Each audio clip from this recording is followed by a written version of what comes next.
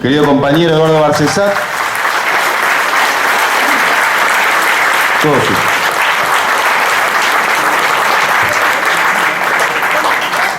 Buenas tardes a todos. Realmente es emocionante ver el grupo humano que se ha reunido acá y quiero agradecer al Instituto Patria haber tenido esta iniciativa y este ciclo de conferencias que espero tengan el mismo entusiasmo y tengan la capacidad física en la próxima de tener un lugar con un asiento para todos. Bueno, voy a hablar sobre 3 iniciativas institucionales de un instituto que formamos a mediados del año pasado, el Instituto Arturo Enrique Sampay. Están acá varias autoridades y particularmente su presidente, Jorge Francisco Cholvis.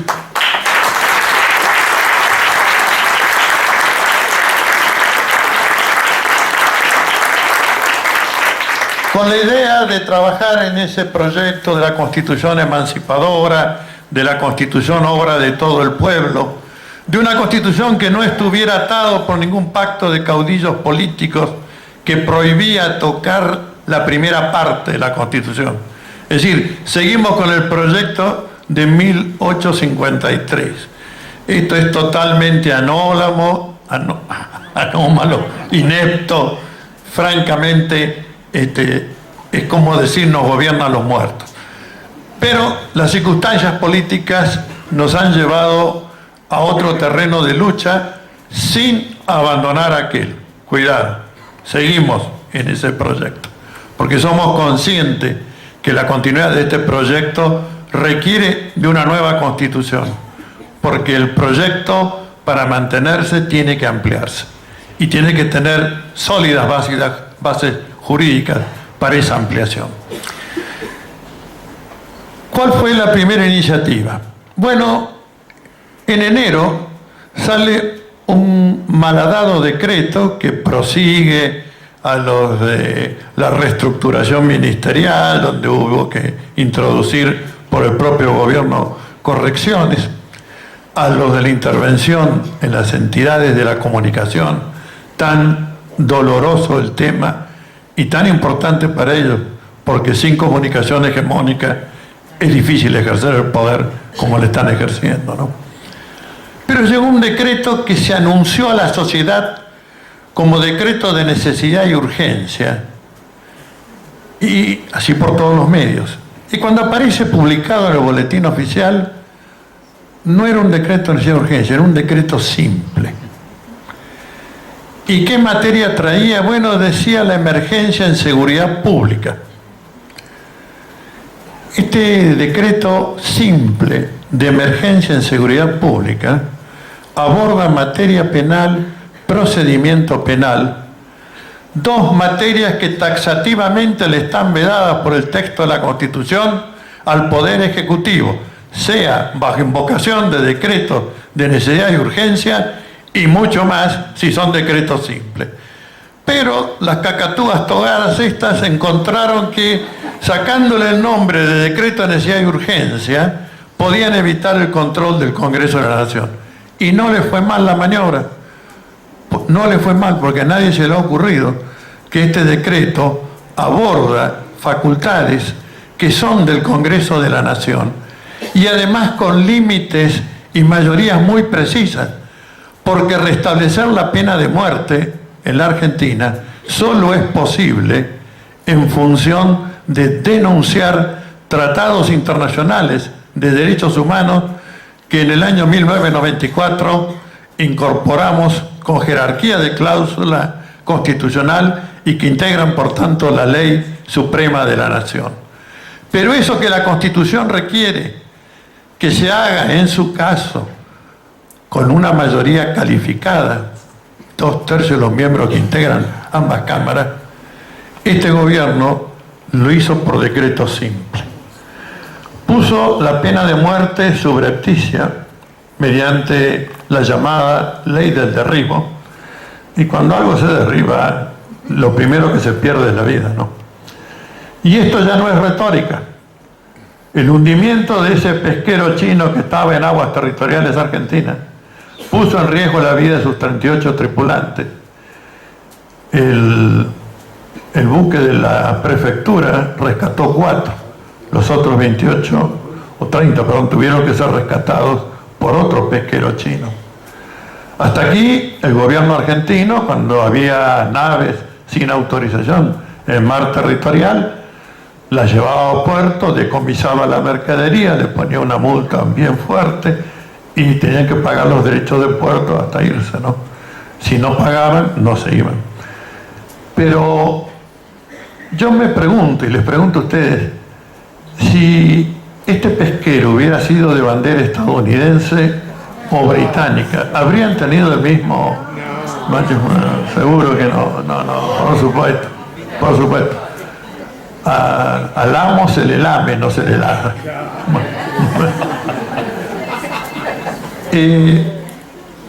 Modifica y militariza, esto hay que tenerlo presente, la prevención y represión en más de 40 figuras penales.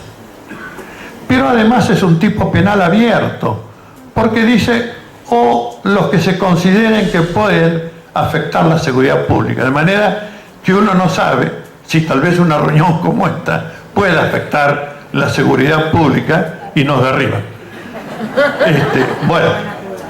No, está claro que no nos van a poder. Bueno. El tema es que esta es una grosera violación constitucional, ¿no? Y hay que señalar las dos responsabilidades, las de que usurpa atribuciones que la Constitución no le confiere y la del Congreso de la Nación, que no ha sabido enervar un decreto que le usurpa competencias que son propias del Congreso de la Nación. Y cuando una autoridad constitucional no ejerce las potestades que la Constitución le confiere expresamente, en esa misma medida deja de regir la Constitución y los tratados internacionales de derechos humanos. Bueno, pusimos a disposición del Congreso, por supuesto, de la gente amiga, que interpusieran ellos la denuncia y nosotros haríamos el patrocinio de trago. No tuvimos respuesta. Entonces, como habíamos comprometido en varios pronunciamientos públicos, hicimos la presentación el 1 de febrero, cuando se inaugura el año judicial. No tuvimos mucha suerte en el sorteo informático, nos tocó el hijo de juez y Marijuán de fiscal. Ninguno de los dos le encontró defecto, no.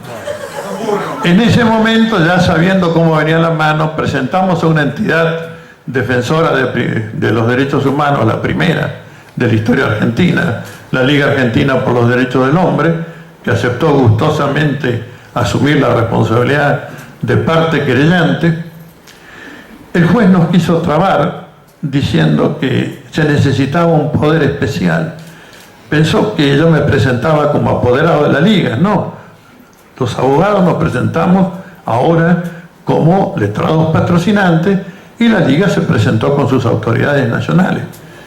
Pero el juez no advirtió esto, por lo que tuvimos que decirle al recurrir el cierre: mire juez, en el derecho que nosotros conocemos, nadie se otorga un poder a sí mismo porque no hay contrato con uno mismo. Bueno,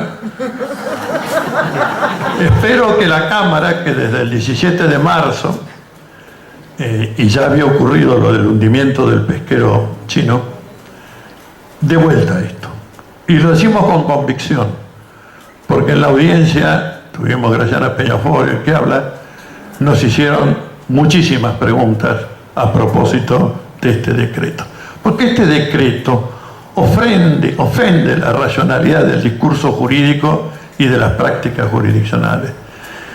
Hemos dicho que no solamente es una violación de los deberes de funcionarios públicos, es un quiebre al principio del deber de obediencia a la supremacía de la Constitución Nacional. Y eso en nuestra Constitución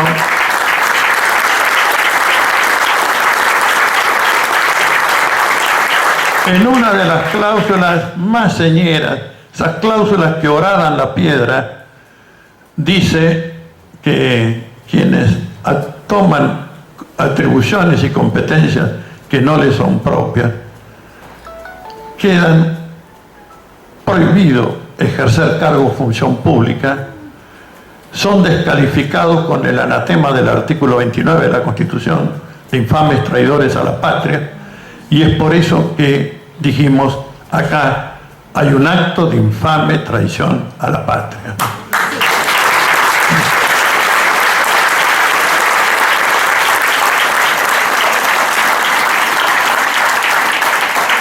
Vino el otro gran tema, el que hoy nos convoca. La deuda externa, los fondos buitres y esta negociación, que si me permiten la humorada, diré que por el vil Caputo tenemos un desastre de Ayohuma. Bueno, dos cositas muy sencillas jurídicas, pero que las voy a traducir. Cuando en el derecho hay alguien con situación de estrangulamiento financiero, deudor, llama a sus acreedores a un concurso y se reúne una mayoría calificada de 2/3, que es 2/3 de los acreedores verificados y 2/3 del capital verificado. Ese acuerdo, que generalmente es una mora, una quita y una baja de intereses, es vinculante para todos los acreedores. Así que el acreedor que no le gusta el acuerdo que haya sobrepasado esto, pues o se aviene o convierte en papel picado su título de crédito, pero no hay otra alternativa. Es igual en la ley estadounidense. Y pueden verificar en internet, United Airlines, American Airlines, cuando tuvieron estrangulamiento financiero, acudieron al proceso concursal, pasaron por céntimos los 66% requeridos, y bueno, lograron la homologación y están volando con flota nueva, y bueno, se supone que con normalidad. La Argentina, en su reestructuración de deuda, 2005 y 2010, como explicó acá Alejandro, obtiene una quita fenomenal, obtiene una moratoria, obtiene una baja de la tasa de interés. Realmente una negociación fructífera para el pueblo de la nación. Esa negociación tiene que ser vinculante para el 7% que quedó afuera. Eso es lo que dice el derecho uniforme en todos los países. Y que nadie nos diga que una cosa es el derecho privado y otra es el derecho público. Desde una epistemología consistente podríamos decir, poniéndolo en sencillo, no me jodan, ¿no? El derecho es uno solo, y esto lo enseñó un filósofo más prominente del siglo XX cuando habló del carácter monista del derecho, superando esas antinomias, derecho público, derecho privado, o las ramas del derecho. No, derecho es uno solo. Entonces los principios son uniformes. Todos los juristas estamos formados en esto. Y hay algo más.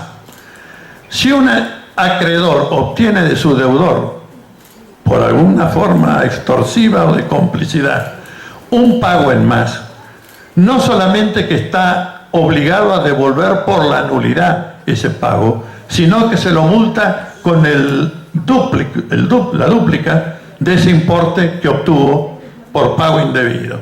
Esto es lo que establece el derecho y la conciencia jurídica de las naciones. Bueno, un juez decide que esto se aplica al revés. Pari passu implica que la minoría fija sus condiciones, obtiene sentencias favorables que son convalidadas en el espigón jurisdiccional estadounidense. Vuelvo a decir, esto quebranta el orden jurídico. Y tanto lo quebranta, y les pido que presten mucha atención a esto, que cuando el sistema judicial argentino tuvo que enfrentar el pedido de homologación, que se llama exequatur, este Poder Judicial, y en fecha bien reciente, con tinta fresca casi diría, recibe un dictamen en el año 2013 de la Procuradora General de la Nación, la doctora Alejandra Gil Carbó, que es, que lo merece.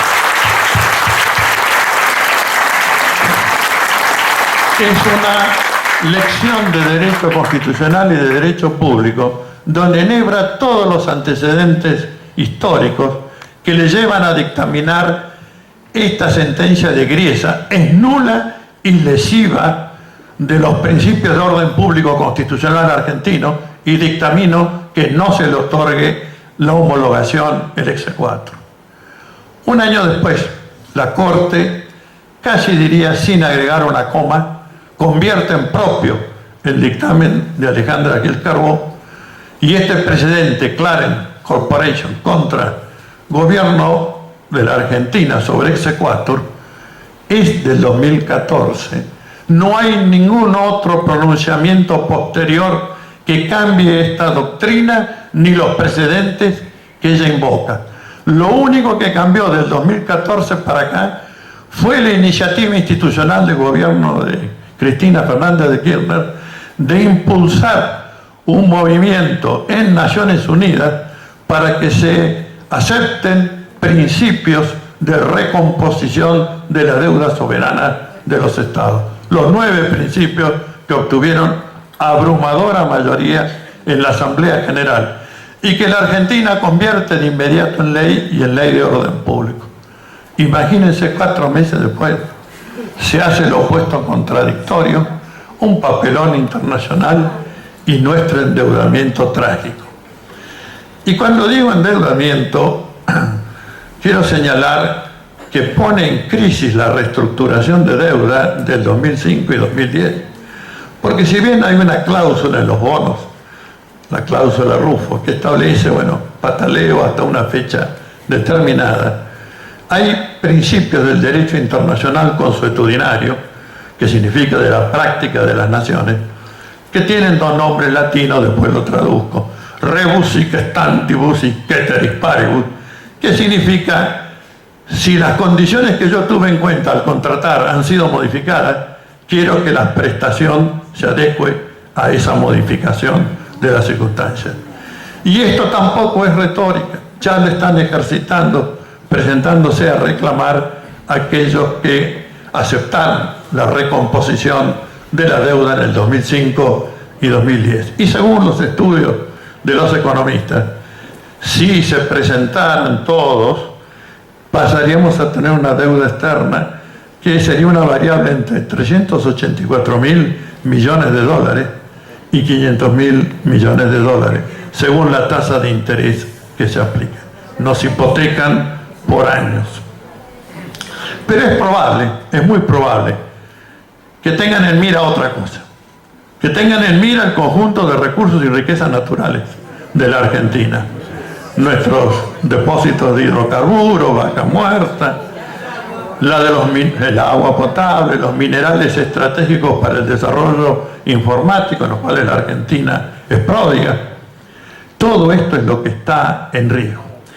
Y entonces, cuando hicimos esta nueva presentación con el Instituto Sampaio, dijimos nuevamente traición a la patria porque se nos está sometiendo a un poder económico extranjero. Administración fraudulenta en perjuicio del Estado y violación de los deberes de funcionario público. Debo decir que también aquí lamentablemente llegamos solos. Llegamos solos.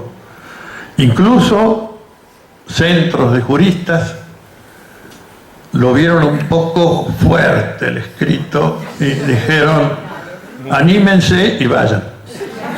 Bueno, fuimos. Pero aquí cambió la suerte en el sorteo. Cambió la suerte. Recuerdo que lo iniciamos un día lunes al mediodía y como era irrefrenable la curiosidad que teníamos, fuimos al día siguiente al tribunal. Pero ya alguna especie de atisbo teníamos por noticias periodísticas de que estaba proveído y en sentido favorable.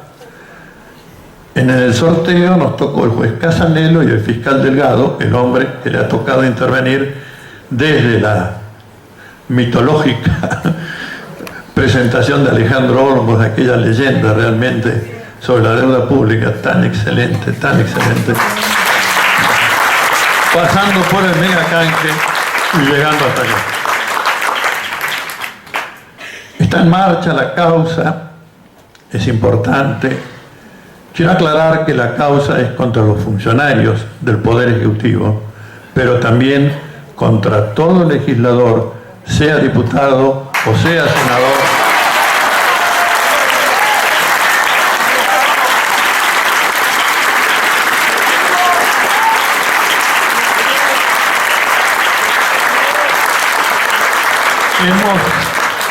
Hemos pedido ser parte querellante como Instituto Sampaio, porque entre los objetivos, y ahora le voy a dedicar unos minutos a esto, está la defensa de la custodia y vigencia de los tratados internacionales de derechos humanos, que es decir, derechos civiles y políticos y derechos económicos, sociales y culturales.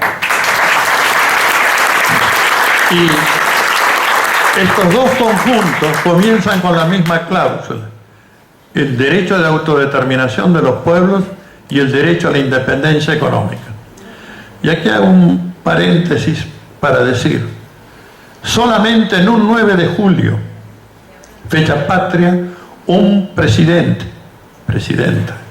de la nación dijo: no hay derecho de autodeterminación plena sin independencia económica.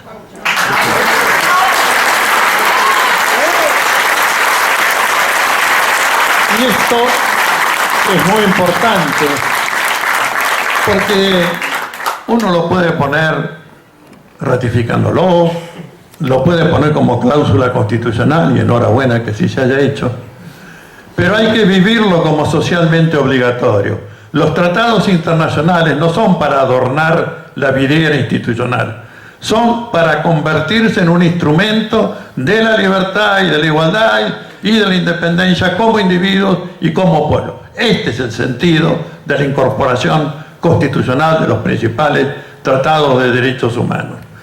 No para que digan, la Argentina figura entre los primeros, y figuramos entre los primeros en el número de ratificaciones, y creo que somos de los pocos que le han dado jerarquía de cláusula constitucional. Bueno, este derecho de autodeterminación, según lo definía Karel Basak, que fue el primer director de derechos humanos de la UNESCO y el autor de dos fenomenales compilaciones, Las dimensiones internacionales de los derechos humanos y los fundamentos filosóficos de los derechos humanos, Karel Basak decía: el derecho de autodeterminación es a los pueblos lo que el derecho a la vida es a los individuos. De manera que en defensa de estos derechos estamos como pueblo defendiendo el derecho a la vida, porque si nos sustraen de la independencia económica, esto obviamente afecta el conjunto de derechos. Debo decir que estos pactos, además, establecen que es de titularidad de los pueblos el conjunto de sus recursos y riquezas naturales. No son de los estados, no son de los gobiernos, son de los pueblos. De manera que si tenemos una titularidad pública de nuestros recursos y riquezas naturales, debemos cuidar de que esos recursos y riquezas naturales sean siempre administrados en beneficio del pueblo argentino, porque somos los titulares. Y lo dice la ley suprema de la nación. El final de esta cláusula es también muy importante. Ningún pueblo puede ser privado de aquello que es esencial para su subsistencia. De modo que allí está la Carta Magna del derecho de autodeterminación, y es la norma suprema del derecho internacional de los derechos humanos que comprende al G193. Es con esta fortaleza normativa que hemos ido a reprochar esta negociación espuria, que es no solamente la deuda ya contraída que señaló acá Alejandro, sino el riesgo cierto de que se nos venga abajo la reestructuración de deuda y se nos hipoteque de la manera más infame y más traidora a la patria, ya que así la hemos calificado.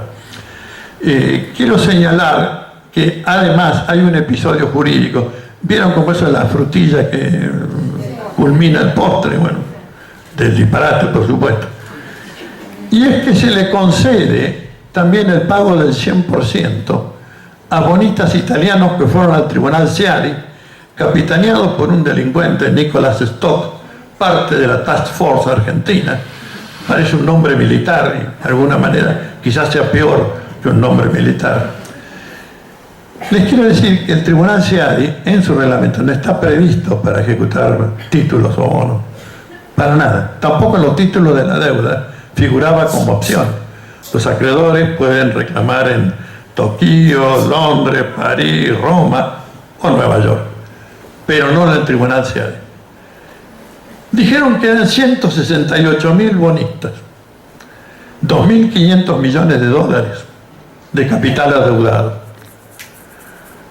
Cuando la Argentina, con la anterior Procuración del Tesoro de la Nación, enfrenta esto, además de, por supuesto, negarle competencia al tribunal Ciari, dice, ¿y quién me asegura que sean 168.000 bonistas y 2.500 millones de dólares si no acompañaron ninguna documentación, sino una base de datos informática? Bueno, el tribunal Ciari manda un experto informático, está 3 meses, vuelve y dice, encontré 53.000, no 168.000. Y el capital reclamado es menos de un tercio. Pero nuestros negociadores astutos, vivaces, han reconocido los 2.500 millones a promedio de dólar por 50 por cada dólar de la deuda. Esto es lo que supimos conseguir. Bueno, hemos ya pedido, no solamente, por supuesto, y está en el juzgado toda la documentación de la deuda externa, sino que se ha hecho especial hincapié en la entrega por el actual procurador del Tesoro, que no abrió la boca sobre el tema hasta acá, no abrió la boca. Cuando fue al Congreso dijo, no sé, a mí no me compete, yo no estuve, yo no fui. Bueno, que sepa que él es el abogado jefe del Estado y por lo tanto esto le compete porque la representación ante el tribunal Ciari le ejerce el abogado jefe del Estado, lo sepa o no. Y le hemos pedido ya al juez que citen a 2 funcionarios que permanecen en la Procuración del Tesoro con máxima responsabilidad en lo que hace a los procesos ante el tribunal Ciari y que fueron parte de la impugnación en la audiencia. Y esto confieso que lo conozco porque he sido consultor externo de la Procuración del Tesoro y por supuesto también el que se encargó de decir no solamente que era nulo, sino que era delincuencial que estuvieran llevando adelante esto tal como lo estaban llevando. Bueno, como comprenden, hay muchos factores para decir que esta causa debe prosperar, debe seguir adelante. El Instituto Sampaio ha pedido ser tenido por parte querellante también acá. En primera instancia nos dijeron que no, pero que podemos presentar los escritos que quisiéramos y compulsar las actuaciones, pero nosotros queremos tener la facultad de apelar si algo no va o no termina como corresponde que vaya y que termine, ¿no? Así que el 30 de marzo vamos a ir con Cholvis a sustentar esta apelación. 30 de mayo, perdón. 30 de mayo. Yo desde apurado que estaba, ¿no? 30 de mayo, vamos.